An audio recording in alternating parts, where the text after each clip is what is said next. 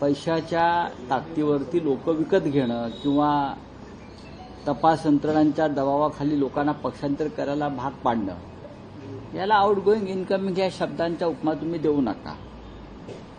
मी मागे म्हणालोय 2 तास आमच्याकडे ईडी सीबीआय पोलीस आले तर राज्याच्या या सध्याचे मुख्यमंत्री उपमुख्यमंत्र्यांपासून भाजपा 90% आउटगोईंग करेल. ह्याला काय तुम्ही फार मोठं पक्षांतर किंवा फार वैचारिक पक्षांतर असं म्हणणं हे पूर्णपणे चुकीचं आहे. आता कोणाला जायचं आहे, कोणाला थांबायचं आहे, त्यांचा प्रश्न असतो. पण पक्षांतर्गत पक्षात राहून जर पक्षाविरुद्ध कारवाया कराल तर तुमच्यावरती कारवाई केली जाईल. शिवसेना माननीय उद्धव बाळासाहेब ठाकरे ज्या पक्षाचे प्रमुख आहेत, म्हणजे बाळासाहेब ठाकरेंची शिवसेना, हे कोणत्याही प्रकारचं दबाव आणि ब्लॅकमेलिंग सहन करणार नाही. हा पक्ष सगळ्यात जुना पक्ष या देशाच्या राजकारणातला आहे. भले अमित शहानी त्यांचा कंडू शमवण्यासाठी त्यांचा जो सूड महाराष्ट्रावर घ्यायचा आहे त्यांना, त्यासाठी हा पक्ष फोडण्याचा प्रयत्न जरूर केला असेल आमदार खासदार एकनाथ शिंदेसारखी लोक, पण मूळ पक्ष हा मूळ पक्षच आहे. आणि भविष्यात शिवसेना काय आहे हे अमित शहानाही समजेल, नरेंद्र मोदींना समजेल आणि देवेंद्र फडणवीस यांनाही समजेल.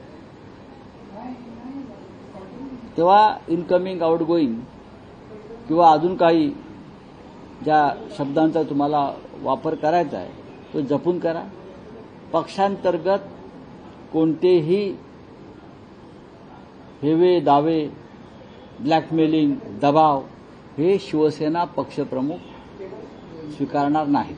साहेब, तुम्ही म्हणतात की पक्षांतर्गत ब्लॅकमेलिंग खपवून घेतलं जाणार नाही, पक्षशिस्तीचं उल्लंघन झालं तर कारवाई होईल. पण बडगुजर असं म्हणतायत की नेमकं मी काय पक्षशिस्तीचा भंग केला? बघा, आमच्यासाठी तो विषय संपलेला आहे.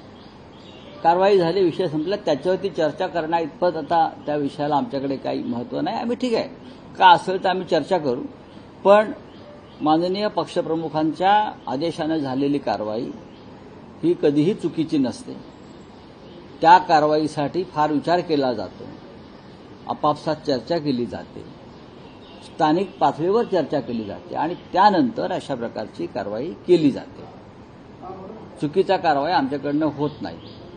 मी म्हणजे पक्ष, कुठे मी म्हणजे पक्ष, माझ्यामुळे पक्ष, मी सांगेन तोच पक्ष, हे धोरण शिवसेनेत कधीच राबवलं गेलं नाही. माननीय बाळासाहेब ठाकरेंपासून ते माननीय उद्धव ठाकरे साहेबांपर्यंत. ठाकरे गटाचे 5 खासदार शिंदेच्या संपर्कात अशी माहिती आहे. अशी माहिती म्हणजे कोण देतं अशी माहिती तुम्हाला? कुणीतरी ही माहिती देत असेल ना. नाही, त्यांच्याच पक्षातले नेते असं सांगतात की पावसाळी अधिवेशनात शिवसेना युबीटीला एक मोठा धक्का. नाही, त्यांच्या पक्षातले म्हणजे कोण असं विचारतोय मी तुम्हाला. मी उद्या असं म्हणालो की त्यांच्या पक्षाचे 6 खासदार भाजपात सामील होत आहेत अशी सूत्रांची माहिती आहे आणि त्यांच्या पक्षातले 22 आमदार हे अजित पवार गटात सामील होत आहेत आणि उरलेले 10 गिरीश महाजन खिशात घेऊन फिरत आहेत. तर त्याच्यावर तुमचं काय म्हणणं आहे का? असेल तर मला सांगा. माझ्याकडे माझी सूत्रांची माहिती पक्की आहे. गिरीश महाजन एकनाथ शिंदेचा पक्ष फोडतात, ही सूत्रांची माहिती आहे. गिरीश महाजन खासगीमध्ये असे बोलतात की एकनाथ शिंदेचा पक्ष मी जमीनदोस्त करेन, असं ते खासगीत फडणवीस आणि त्यांच्या चर्चा सुरू आहे सध्या. तर याच्यावर तुम्ही विश्वास ठेवणार आहात का? या एकनाथ शिंदेच्या पक्षाला नाही काम, बरं का? ती चालल्यात नाराज. नेहमीप्रमाणे त्यांना नाराजीचा रोग जळलेला आहे, तो काय त्यांचा दूर होत नाहीये. ते परत कुठेतरी गावाला जाऊन बसले. ही नाराज सेना आहे, लक्षात घ्या. या नाराज सेनेवरती तुम्ही काय देत आहे, लक्ष ठेवत आहे? कोण महाराष्ट्र केसरीला घेतला आणि याला घेतला आणि त्याला घेतला. याच्या पलीकडे ह्यांनी काय महाराष्ट्र हिताचं, जनतेच्या हिताचं काही भूमिका मांडली आहे का आतापर्यंत? राष्ट्रहिताची भूमिका मांडली आहे का? सांगा ना. बाळासाहेब ठाकरेंचं नाव घेता लाज वाटली पाहिजे तुम्हाला.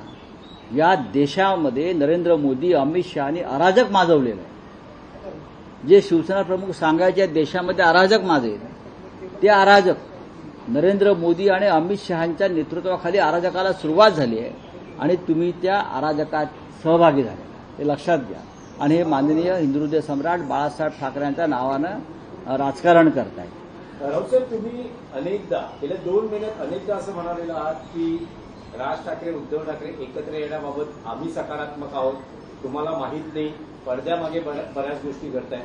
पण त्यांच्या पक्षाचे नेते मात्र असं म्हणत आहेत की असं काहीही सुरू नाहीये, जर प्रस्ताव आला तर त्यावर विचार होईल. आणि त्यांचं असं म्हणणं आहे की कोणी कोणाला आवडतो, म्हणजे मध्यंतरी आदित्य ठाकरेंनी म्हटलं होतं की आम्ही सकारात्मक आहोत, महाराष्ट्र हितासाठी एकत्र जर कोण येत असतील तर आम्ही तयार आहोत. त्यावर मनसे नेत्यांकडून अशी प्रतिक्रिया आली आहे की कोणी कोणाला आवडतो म्हणून एवढं म्हणून चालत नाही, तर त्यासाठी प्रपोजल यावं लागतं, प्रस्ताव यावा लागतो, तरच लग्न होऊ शकतं. बघा, ते लग्न होणं, साखरपुडा होणं, मधुचंद्र होणं या फार जुन्या संज्ञा झालेल्या आहे.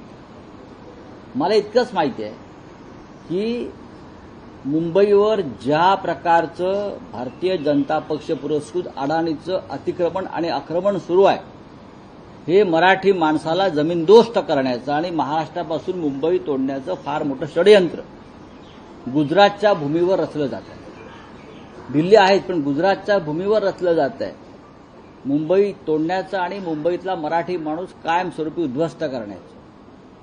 ही मुंबई 106 हुतात्म्यांच्या बलिदानातून मिळालेली मुंबई ही अडाणीच्या घशात फुकटात घातली जाते. फुकटात सगळे भूखंड मुंबईतले प्रमुख, काल मदर डेअरीचा 18 हेक्टरचा भूखंड दिला, अक्कल धारावी दिलं. मला असं वाटतं महाराष्ट्राचं हित हे सरकार पाहत नाही, गुजरातचं राजकारणी पाहत नाही. त्याच्यामुळे ज्यांना महाराष्ट्र हितासाठी एकत्र येऊन हे आक्रमण थांबवायचं आहे, लढायचं आहे, ते एकत्र येतील. आणि त्याच्यामध्ये मला असं वाटतं की मराठी माणसाचा विचार घेऊनच राज ठाकरे यांनी एक स्वतंत्र संघटन उभं केलं. आणि अशा सगळ्या संघटनांनी, पक्षांनी, मग प्रकाश आंबेडकर जे असतील तेही या विषयावर बोलत आहेत. त्या सगळ्यांनी एकत्र आलंच पाहिजे, नाहीतरी मुंबई आपल्या हातात राहणार नाही. ती आताच आमच्याकडून खेचून घेतली जाते.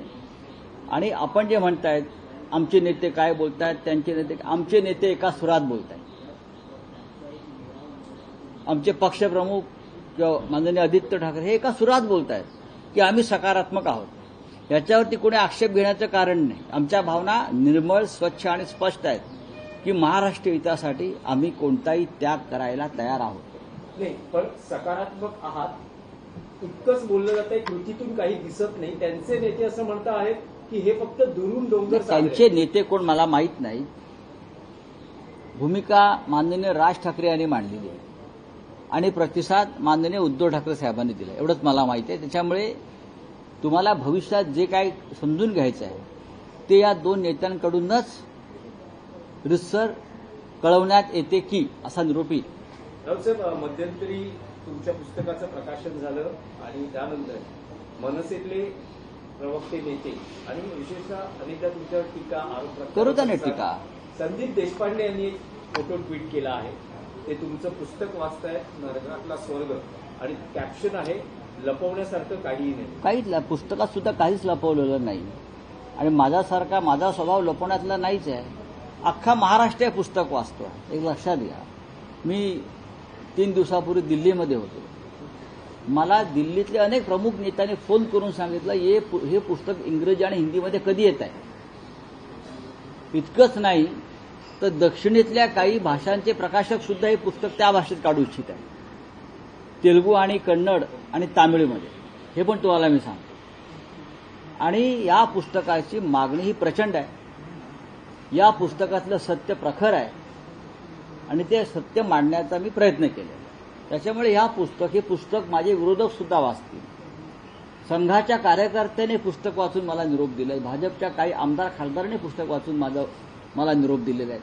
पुस्तक हे पुस्तक आहे आणि त्याच्याकडे पुस्तक म्हणून पहा, साहित्य म्हणून पहा, बालसाहित्य म्हणून पहा, वैचारिक पुस्तक म्हणून पहा, बरं का, कादंबरी म्हणून पहा, नाट्य म्हणून पहा.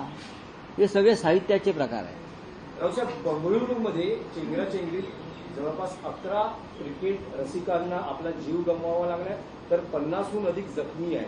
आणि यावर आता काँग्रेस आणि बीजेपीमध्ये आरोप प्रत्यारोप सुरू झाले. काही आरोप प्रत्यारोप करण्याचं कारण नाहीये. कुंभमेळ्यामध्ये सुद्धा चेंगराचेंगरी झाली आणि शेकडो लोक मरण पावले. गर्दी अनावर होते आणि नियंत्रण कोलमडून जातं. खरं म्हणजे लोकांनी सुद्धा शिस्त पाळली पाहिजे. एक लक्षात घ्या, प्रत्येक वेळेला सरकारवर टाकून चालणार नाही. लोकांनीही शिस्त पाळली पाहिजे. इतक्या प्रचंड गर्दीमध्ये शासकीय यंत्रणा कोलमडून पडते, हे जगभरात घडत आहे. दुर्दैव आहे की काल क्रिकेटच्या निमित्तानं ही चेंगराचेंगरी झाली. बोले आपका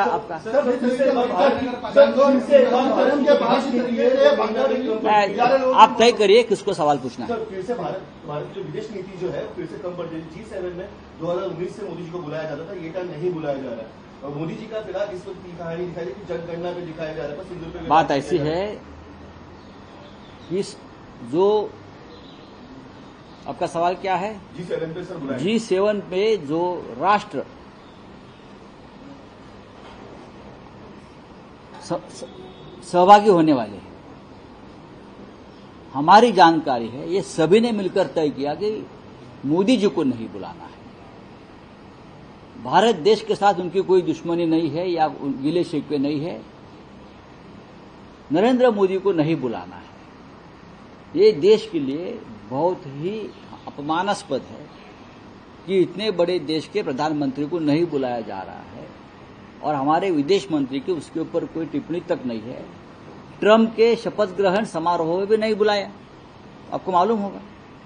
अब विदेश से बड़े बड़े देश और बड़े बड़े सम्मेलन हिंदुस्तान के ऊपर बहिष्कार कर रहे हैं. ये हमारे विदेश नीति का और मोदी जी का फेल्योर है, विश्वगुरु का फेल्योर है.